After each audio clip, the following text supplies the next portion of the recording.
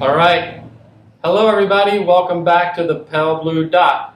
I'm here with my favorite daughter, Samara. Daddy, I'm your only daughter. That's true.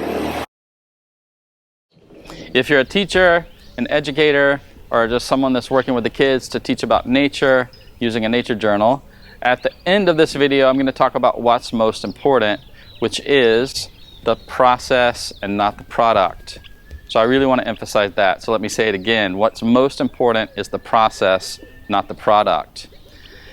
We'll also talk about how you can use this nature journal in a multidisciplinary fashion to teach about reading, math, English language, science, art, and creativity.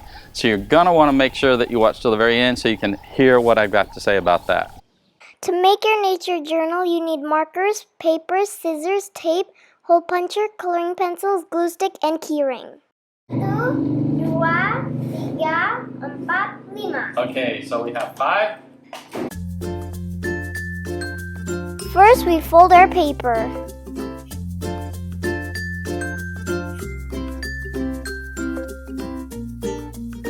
We use a hole puncher and make a hole.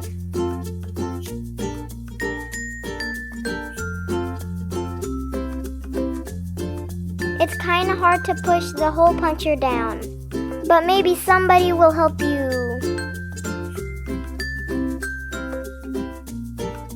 Then we add the keyring. That's also a little bit hard to do. Oops, I accidentally dropped it.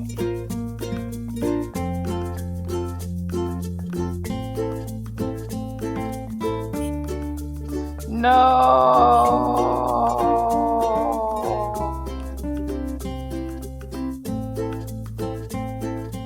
You can use the keychain to either carry it around or hang it on the wall later. And now it's time to decorate.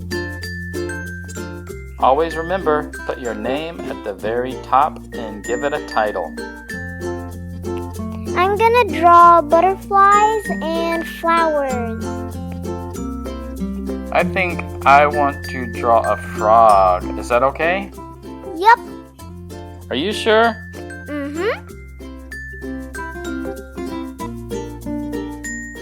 Okay, now I'm finished making my nature journal. Not bad from my favorite daughter, but I have bad news, Samara. What? Mine is more beautiful than yours. No!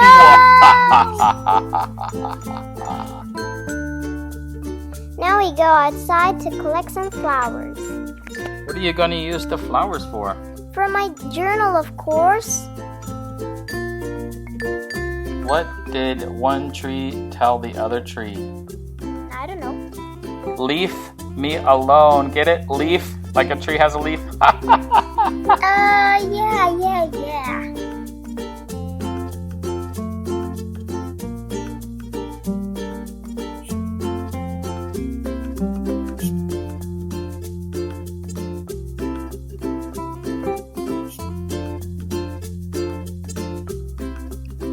Okay, so we've collected a lot of different flowers, different shapes, different colors, some leaves, and we're going to head back and paste them in our journal so we can have some decorations.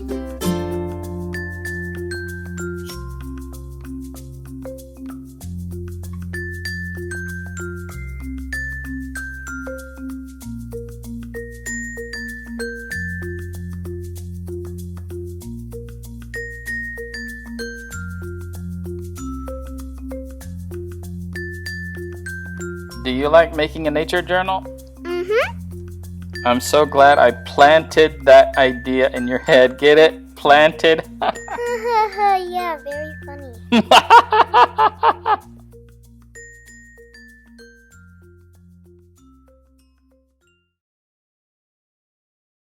So as I promised, let's talk about what's most important when you're working with the kids outdoors, when you're teaching them about nature, and especially when you're working with a nature journal and how to make a nature journal.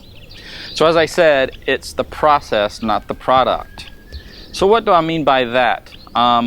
You know, a lot of people, this is what I think a lot of people get wrong, is they want to have a perfect journal that's like really nice, really neat, really organized with beautiful artwork and sketches, nice colors and painting.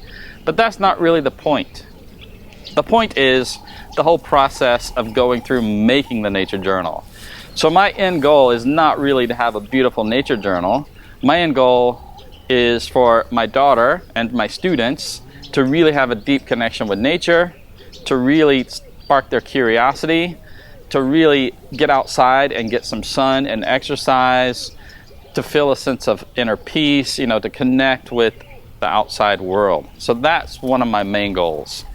Of course, we do want them to learn something, and that's going to happen naturally. Kids are naturally curious, and if you just get out of the way, they're going to be curious and they're going to run around and start asking questions. So what your job is as a teacher or a parent is just to guide them along, help them go along. So it doesn't matter if your journal is perfect. It doesn't matter if it's got great colors that are all matching. What matters is that you do it, and that's the most important thing. But the main goal, that's what you have to think about first, is to get them outside, get them immersed in nature, get them connecting with nature, and then asking questions. That's what I really want to happen when I teach kids about nature and when I use the nature journal.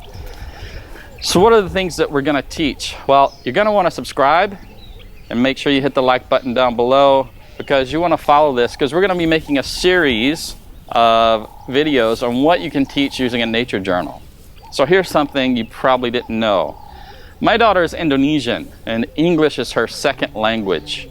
So her first language is Indonesian. So of course we're going to practice language skills. And many of you might have bilingual households.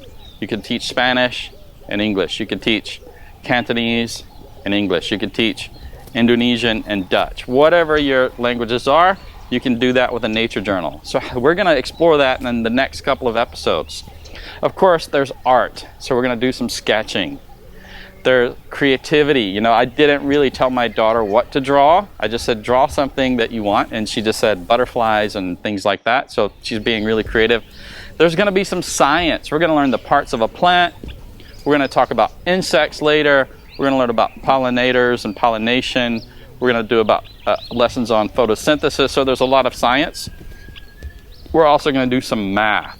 So we're going to basically try to connect as many different disciplines as we can to this nature journal. So it's not only about the journal, it's about the other things you can learn.